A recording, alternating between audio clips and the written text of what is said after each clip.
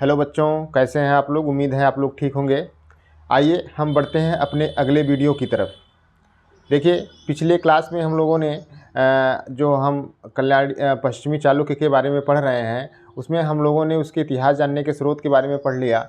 और उसके बाद हम लोगों ने इस पश्चिमी चालुक्य के जो प्रतापी राजा तैलप द्वितीय के बारे में हम लोग पढ़ चुके हैं। ठीक है, आज हम पश्चिमी चालुक्य के अगले राजा सत्याश्रय के बारे में पढ़ेंगे।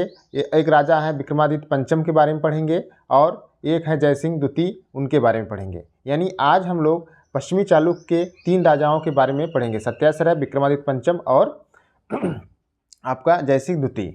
आइए हम देखते हैं सत्याश्रय के बारे में। देखिए, सत्याश्रय जो था यह पश्चिमी चालुक्य वंश का एक शासक था और इसके बारे में कहा जाता है तैलप का उत्तराधिकारी था। तैलप का उत्तराधिकारी था, यानी वह उसका पुत्र था। अपने पिता से ही सत्याश्रय ने अपने पिता के समान भी वह महत्वाकांक्षी और साम्राज्यवादी शासक था। राजा बनने के बाद उसने अपना विजय अभियान प्रारंभ किया। ठीक है, जब सत्याश्रय राजा बना तो उसने अपने विजय अभियान को प्रारंभ किया। पहला विजय उसने कहाँ किया? पहला विजय उसने उत्तरी कोंकण के शिलाहार वंशी शासक अपराजित और गुज्जर नरेश चामुंड राज्य के विरुद्ध सफलताएं प्राप्त की। पहला जो उसका अभियान हुआ किसके साथ हुआ? उत्तरी कोंकण के शिलाहार वंशी शासक अपराजित के और गुज्जर नरेश चामुंड राज्य के विरुद्ध सफलताएं प्राप्त की। लेकिन उसकी जो अगला जो उसका अभियान था वह परमार शासक सिंधुराज के विरुद्ध था। किसके साथ विरुद्ध था? परमार शासक सिंधुराज के विरुद्ध था। लेकिन इसमें उसे असफलता मिली। इसमें क्या हुआ? परमार शासक सिंधुराज ने उसे हराकर उन प्रदेशों को पुनः अपने अधिकार में कर लिया जिसे तैलप ने मुंज को हराकर जीता था। जैसे हम मुंज के बारे में हम बता चुके हैं आपको, जब हम तैलप पढ़ा रहे थे तो तैलप और मुंज के मध्य कैसा संबंध था हम पढ़ा चुके हैं। और तैलप ने मुंज के कई प्रदेशों को जीत लिया था, लेकिन सत्याश्रय जो है इन प्रदेशों को संभाल नहीं सका और उसने क्या किया? वह उन प्रदेशों को खो दिया। जो अगला राजा था परमार वंश का सिंधुराज ने उन प्रदेशों को पुनः अपने अधिकार में कर लिया। देखिए, सत्याश्रय जो था, सत्याश्रय का जो मुख्य शत्रु था, जो प्रमुख एक दुश्मन था, वह चोल नरेश थे। कौन थे? चोल नरेश थे। चोल नरेश राजाराज प्रथम जो था सत्याश्रय का समकालीन था और कहा जाता है कि ये चोल नरेश राजाराज प्रथम का जो है वेंगी के चालुक्यों पर प्रभाव था। देखिए, हम आपको बता चुके हैं कि चालुक्य कई थे, जैसे वातापी के चालुक्य हो गए, पश्चिमी चालुक्य हो गए और वेंगी के चालुक्य हो गए। और वेंगी के चालुक्यों पर जो है राजराज प्रथम का प्रभाव था। कहा जाता है 1006 ईस्वी में सत्याश्रय ने वेंगी पर आक्रमण किया, उसे प्रारंभिक सफलता मिली। ठीक है, 1006 ईस्वी में सत्याश्रय ने वेंगी पर आक्रमण किया, उसे प्रारंभिक सफलता मिली। उसकी सेना ने गुंटूर जिले में अधिकार जमा लिया। तो सर्वप्रथम क्या करता है कि सत्याश्रय उसने वेंगी के चालुक्यों के ऊपर आक्रमण करता है और जो गुंटूर जिले हैं उस पर उसकी सेना जो है उस पर अधिकार कर लेती है। चोल शासक जब चोल शासक राजराज को इस बात को पता चली तो राजराज ने अपने पुत्र राजेंद्र को एक विशाल सेना के साथ पश्चिमी चालुक्यों पर आक्रमण करने के लिए भेजा। जब ये पता चला कि वेंगी के चालुक्यों पर पश्चिमी चालुक्यों का अधिकार हो गया है, गुंटूर जिले पर उसने अधिकार कर लिया है पश्चिमी चालुक्यों ने, सत्याश्रय ने, तो राजराज ने अपने पुत्र राजेंद्र को, अपने पुत्र राजेंद्र को एक विशाल सेना के साथ बीजापुर जिले में पश्चिमी चालुक्यों पर आक्रमण करने के लिए भेजा। ठीक है, फिर राजेंद्र की सेना जो थी बीजापुर जिले में दोनर तक बढ़ाई। कहाँ तक बढ़ाई? दोनर तक बढ़ाई और उसने संपूर्ण प्रदेश को लूटा, स्त्रियों, बच्चों, ब्राह्मणों की हत्या कर दी। ठीक है, जो राजेंद्र था, राजेंद्र ने क्या किया कि उस संपूर्ण प्रदेश को जीत लिया और स्त्रियों और ब्राह्मणों, बच्चों की हत्या कर दिया। ठीक है, और उसके बाद उसने वनवासी पर अधिकार कर लिया और तथा मान्यखेत को ध्वस्त कर दिया। और वेंगी में स्थित चोल सेना हैदराबाद के 45 मील उत्तर पश्चिम कोल्लीपकाई नामक स्थान तक बढ़ाई। ठीक है, हैदराबाद के 45 मील उत्तर पश्चिम में कोल्लीपकाई नामक स्थान तक बढ़ाई और उसने वहां दुर्ग पर अधिकार कर लिया। इस प्रकार सत्याश्रय को दोनों मोर्चों पर असफलता मिली। वह वेंगी छोड़ने के लिए बाध्य हो गया। ठीक है, यानी उसे वेंगी के चालुक्यों से भी हाथ धोना पड़ा। और उसके बाद उसके जो प्रदेश थे और चोलों के विरुद्ध जो उसके प्लान थे वो भी फेल हो गए। यानी उसको दोनों के विरुद्ध जो है दोनों मोर्चों पर उसे असफलता मिली। देखिए, किंतु अपनी इस असफलता से सत्याग्रह निराश नहीं हुआ। उसने पुनः शक्ति जुटाई और चोलों के विरुद्ध अभियान छेड़ दिया।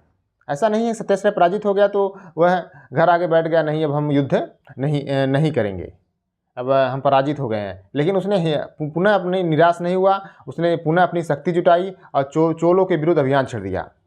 चोल सेनापति चंद्रिन को युद्ध में मार डाला। उसने क्या किया, चोल सेनापति जो चंद्रिन था उसको मार डाला। सत्याग्रह ने चोल सेनाओं को अपने राज्य से बाहर भगाया और उसने तुंगभद्रा के दक्षिण तक खदेड़ दिया।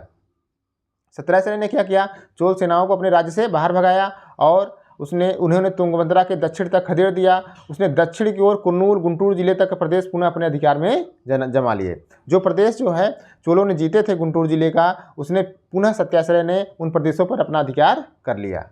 गुंटूर जिले के वप्तल नामक स्थान से 1006 ईस्वी का उसका एक लेख मिलता है जो इस भाग में उसके अधिकार की पुष्टि करता है। ठीक है, गुंटूर जिले में एक वप्तल नामक स्थान है, वहाँ से एक अभिलेख मिला है जिससे ये पुष्टि होती है कि सत्याग्रह ने इन स्थानों पर पुनः अपना अधिकार कर लिया था। ठीक है,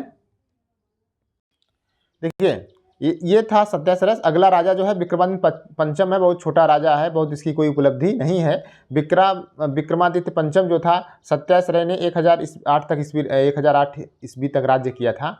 संभवतः ये उसका कोई पुत्र नहीं था, सत्याग्रह के पास कोई पुत्र नहीं था। उसके बाद उसका भतीजा विक्रमादित्य पंचम राजा बना। ठीक है, वह दशवर्मा का बड़ा पुत्र था और लेखों में उसकी किसी भी उपलब्धि की सूचना हमें नहीं मिलती है। और कैथोन लेख में उसे यशस्वी और तथा दानशील शासक बताया गया है। कैथोम लेख जो है उसमें उसको यशस्वी और दानशील शासक बताया गया है। उसने 1015 ईस्वी तक राज्य किया था। देखिए, अब अगला जो पश्चिमी चालुक्य वंश का जो अगला राजा है जयसिंह द्वितीय है। कहा जाता है विक्रमादित्य के बाद उसका भाई जयसिंह द्वितीय शासक बना। उसने कई युद्ध किए। विक्रमादित्य, देखिए तैलभ द्वितीय के बाद कौन राजा बनता है, तैलभ द्वितीय के बाद सत्याग्रह राजा बनता है। सत्याग्रह के बाद विक्रमादित्य पंचम राजा बनता है और विक्रमादित्य पंचम के बाद उसका भाई जो है जयसिंह द्वितीय राजा बनता है। कहा जाता है कि जयसिंह द्वितीय ने मालवा के परमार शासक भोज ने उसके राज्य पर आक्रमण किया और लाट और कोंकण पर अधिकार कर लिया, परंतु बाद में जयसिंह ने उसे पराजित कर पुनः अपने प्रदेशों पर अधिकार कर लिया। जयसिंह द्वितीय का जो पहला सामना हुआ वह परमार शासक भोज थे। उस समय परमार का शासक जो था भोज था, उससे उसका सामना हुआ और कहा जाता है उसने परमार शासक ने उसके राज्य पर आक्रमण किया, लाट और कोंकण प्रदेश पर अधिकार कर लिया, परंतु बाद में जयसिंह ने उसे पराजित करके पुनः अपने प्रदेशों पर अधिकार कर लिया। ठीक है, इसके बाद उसका जयसिंह द्वितीय का पुनः जो है चोलों के साथ युद्ध छिड़ गया। हम आपको बता रहे हैं कि चोलों का जो है पश्चिमी चालुक्यों से पहले से युद्ध होता आ रहा था और इस समय भी युद्ध जारी रहा। ठीक है, इस समय भी चोलों के साथ उसका युद्ध जारी रहा। वेंगी पर इस समय चोलों का प्रभाव था। वेंगी पर आप जान रहे हैं, वेंगी के चालुक्यों पर चोलों का प्रभाव था। 1019 में वहाँ का शासक विमलादित्य की मृत्यु के बाद उसके चोल राजकुमारी कुंदवे देवी से उत्पन्न राजराज उसके सौतेले भाई विष्णुवर्धन विजयादित्य सप्तम के बीच शासन के लिए संघर्ष छिड़ गया। ठीक है, देखिए एक चीज़ याद रखिएगा, वेंगी के जो चालुक्य थे, वेंगी चालुक्य जो चालुक्यों के यहाँ जो है चोल राजकुमारी कुंदवे का विवाह हुआ था। जो चोल राजकुमारी थी उनका विवाह जो है वेंगी के चालुक्यों के यहाँ हुआ था। उन्हीं से एक पुत्र उत्पन्न हुआ था जिसका नाम था राजराज, और उसका एक राजराज का ही एक सौतेला भाई था विष्णुवर्धन विजयादित्य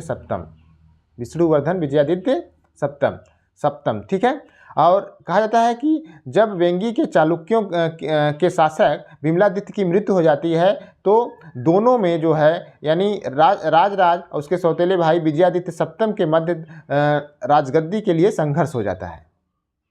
तो जब संघर्ष छिड़ गया तो जाहिर सी बात है कि चोल जो थे वह राजराज का साथ देते, क्योंकि वह राजराज का एक तरह से उसका रिश्तेदारी थी। राजराज यानी राजराज का जो है चोलों के यहाँ ननिहाल था। ठीक है, तो चोल जो थे राजराज के समर्थक थे, और जयसिंह ने क्या किया, विजयादित्य सप्तम का सहायता किया। यानी चोल चाहते थे कि वेंगी का शासक जो है वह कौन बने, वह राजराज बने, और पश्चिमी चालुक्य शासक जो जयसिंह द्वितीय थे वह चाहते थे कि विजयादित्य सप्तम जो है वेंगी के चालुक्यों का शासक बने। अतः जयसिंह ने विजयादित्य सहायता के लिए वेंगी पर आक्रमण किया। जयसिंह ने तुंगभद्रा नदी पार कर बेलारी पर अधिकार कर लिया। जयसिंह ने विजयादित्य सप्तम की सहायता करने के लिए उसने क्या किया, तुंगभद्रा नदी पार करके बेलारी पर अधिकार कर लिया। उसका सामना करने के लिए राजेंद्र चोल ने 2 सेनाएं उत्तर की ओर भेजी। जो राजेंद्र चोल था उसने क्या किया, जयसिंह ने जो आक्रमण किया था उसका सामना करने के लिए 2 चोल सेनाएं उत्तर की ओर भेजी।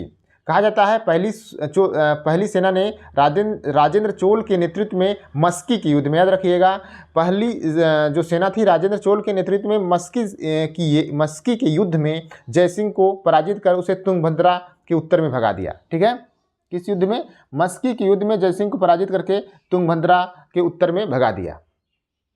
और दूसरी सेना को भी वेंगी में सफलता मिली। दूसरी सेना जो भी थी उसको भी वेंगी में सफलता मिली तथा विजयादित्य युद्ध में पराजित हुआ, भाग खड़ा हुआ, और राजेंद्र ने वेंगी पर राजराज को गद्दी पर बैठा दिया।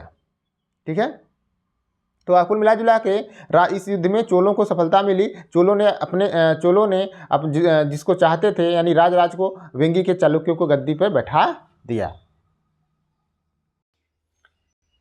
ठीक है, तब ये माना जाता है, ऐसा लगता है कि चोल सेना और आगे नहीं बढ़ सकी और तुंगभद्रा नदी दोनों राजाओं की सीमा स्वीकार कर ली गई। यानी तुंगभद्रा जो नदी थी, तुंगभद्रा नदी को दोनों सेनाएं एक दूसरे की सीमा को स्वीकार कर लिया और चोल सेना वहीं रुक गई। ठीक है, इसके बाद जयसिंह के बारे में कहा था, जयसिंह ने लगभग 20 वर्षों तक शासन किया। इस काल में किसी युद्ध के विषय में हमें सूचना नहीं मिलती है।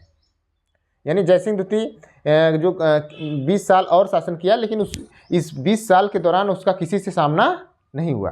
ठीक है, किसी युद्ध के बारे में हमको जानकारी नहीं मिलती है। और कहा जाता है इस समय जो है, इसके समय में, जयसिंह द्वितीय के समय में साहित्य और ललित कलाओं की वृद्धि हुई थी और उसने जगदेक मल्ल की उपाधि ग्रहण की थी। याद रखिएगा, उसने जगदेक मल्ल की उपाधि ग्रहण किया था। जयसिंह द्वितीय ने 1043 ईस्वी तक शासन किया था। ठीक है, आज यहीं तक, और इसके बाद हम अगले राजा की तरफ बढ़ेंगे। कल अगला टॉपिक जो होगा कल हम पढ़ाएंगे उसको। और हमारे चैनल को अधिक अधिक आप शेयर सब्सक्राइब जरूर करिए। और 1000 होने में कुछ ही संख्या बची हुई है, उसको आप पूरा कराइए तो लाइव क्लास चले। Thank you.